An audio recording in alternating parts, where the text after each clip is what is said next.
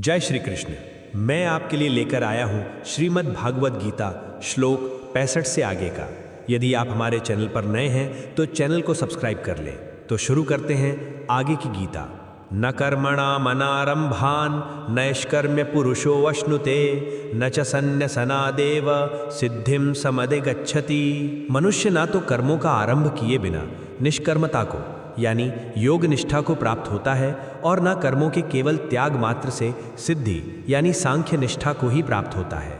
न ही कश्चित क्षणामपि जातुतिष्ठत्य कर्मकृत कार्यते ह्यवशः कर्म सर्वः प्रकृतिजैर्गुणैः।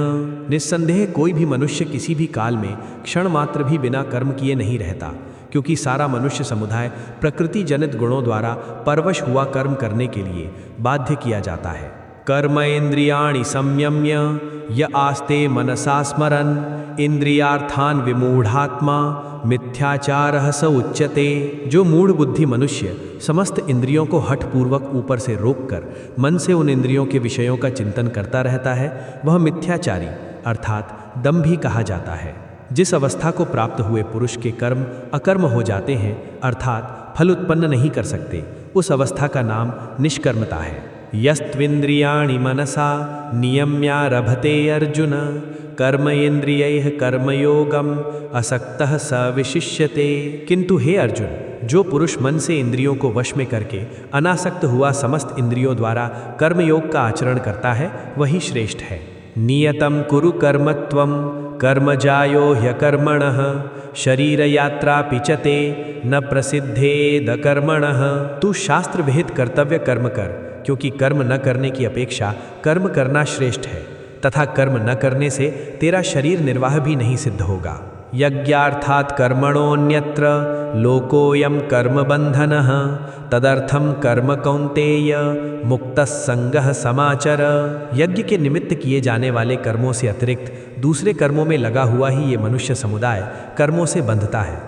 इसलिए हे अर्जुन, तू आसक्ति से रहित होकर उस यज्ञ के निमित्त ही भली भांति कर्तव्य कर्म कर। सहयज्ञाः प्रजाः सृष्ट्वा पुरोवाच प्रजापतिः अनेन प्रसविष्यद्वे एष वोस्त्विष्ट कामधुक्।